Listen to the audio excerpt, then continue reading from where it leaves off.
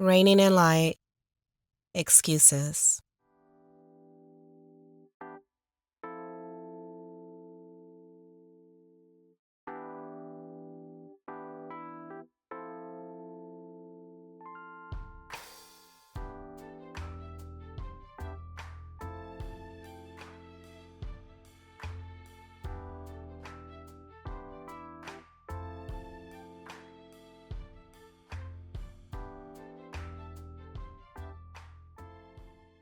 Excuses.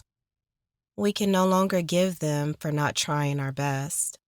And through all things, and even after all that we've gone through, even if we've been hurt, we can no longer project that pain to undeserving others.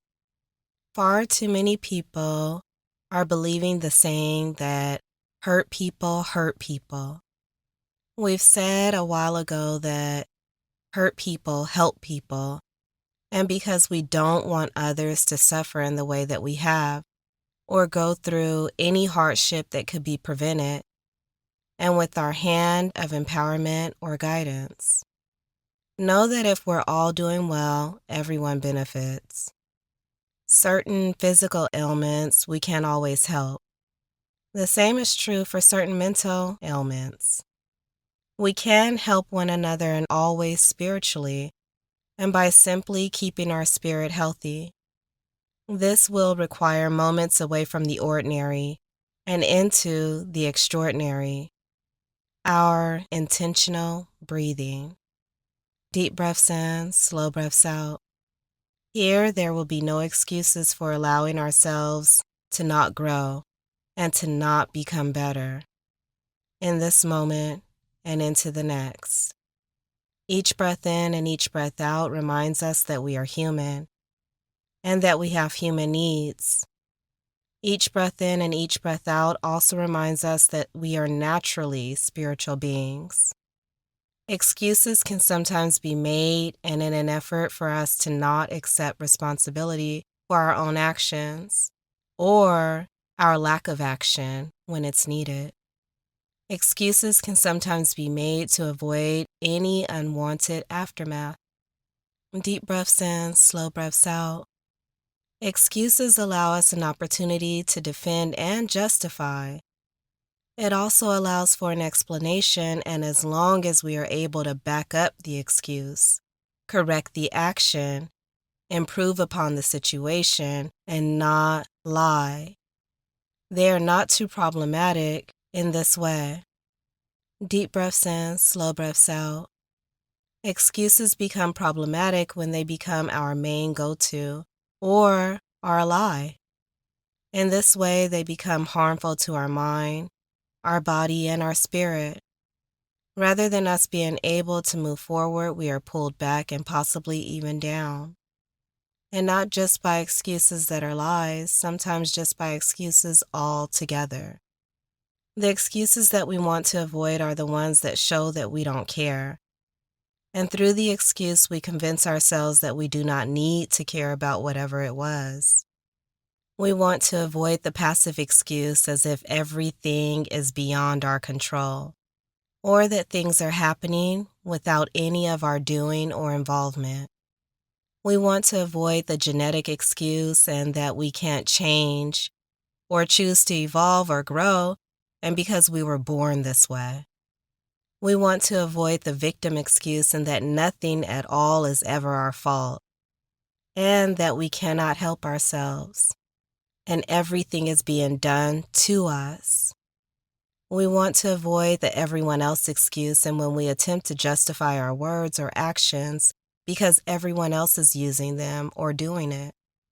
We want to avoid the past precedent excuse, the ones that tell us even though we may have tried, we've never been able to do whatever it is, and therefore we'll never be able to do it.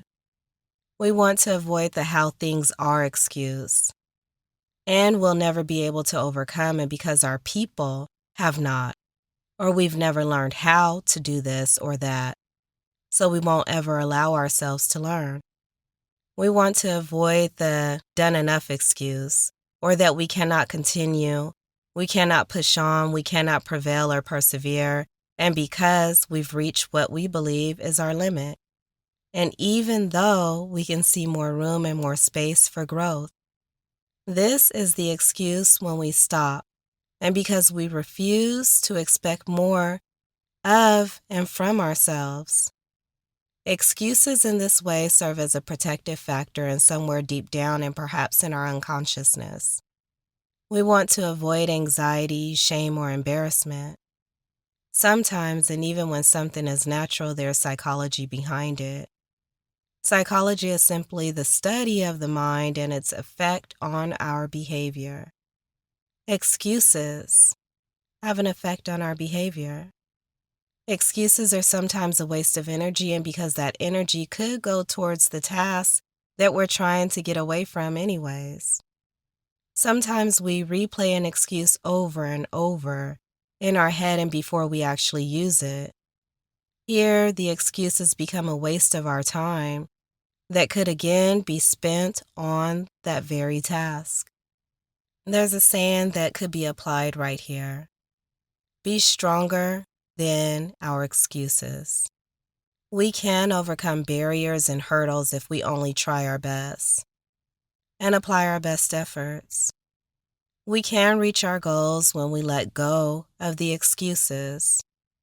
It's been said that excuses are nails used to build a house of failure. As we travel on our journey, we're learning to become rooted. This is grounded, 10 toes down, and balanced. We can construct ourselves however we desire and from whatever we are made up of. We've got to use the right tools and materials. Tools and materials of truth, of determination, and of the ultimate love. It's rare to be good for making excuses and to be good for anything else. When we let go of excuses, we take full responsibility and accountability for ourselves. And we hold ourselves to higher standards and expectations. In consideration of our new higher standards, it is okay for us to say no to some things and to some others, and without having to give an excuse or an explanation for it. When we begin to give excuses or explain the no, we become susceptible to being pulled into or even back into whatever it is that we're trying to let go of or trying to do. This is the thing that we no longer want a part of. Excuses prevent success. Throughout our travels, we begin to see, feel, hear, and even touch what we can control and what we cannot control. We realize that we have total control over our words and actions. Therefore, we must exercise, model, and share this control that we have by not making excuses for using words as weapons on ourselves and on or towards others. Some people and for some time teach the saying, sticks and stones break bones, but words don't hurt. This is a fine approach if we're trying to help others and at a young age develop thick skin. Be tough or learn that everyone has something to say, and just because they say it, it doesn't make it true. The saying is good when teaching us to keep going no matter what others may think of us. It is a good approach to learning to keep our emotions in check. The truth is, and we may have already discovered, words hurt and they can break us. They can send us into a decline, a decompensation of our mental state. We can't make comments or ask questions that we believe could be taken offensively and then ask to be excused. Like leading with, "Excuse me for saying this," and then proceed. It is wise to think not only before we act, but also before we speak.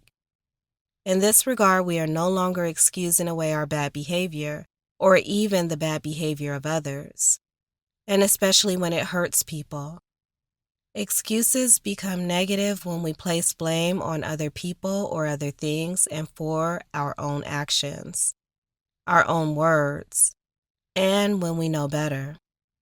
At this time, it is a good idea to recognize the difference between a reason and an excuse. It is okay for us to provide reasons as to why we're late, didn't complete a task, didn't go further, and so on.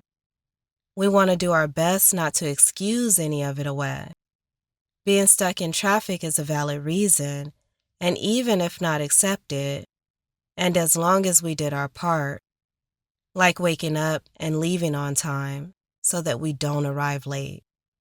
We are now understanding that we cannot always predict the weather or the outcomes of any situation. We can put our best foot forward and do all within our control to increase our odds of success. So we have to lean into the good. This is not only of our life, lives of others in the world, but of energy and vibrations. As we move away from excuses, we move into reasons and those of living and applying our all, our mind, body, and spirit into all that we do. Let's live well, reigning in light.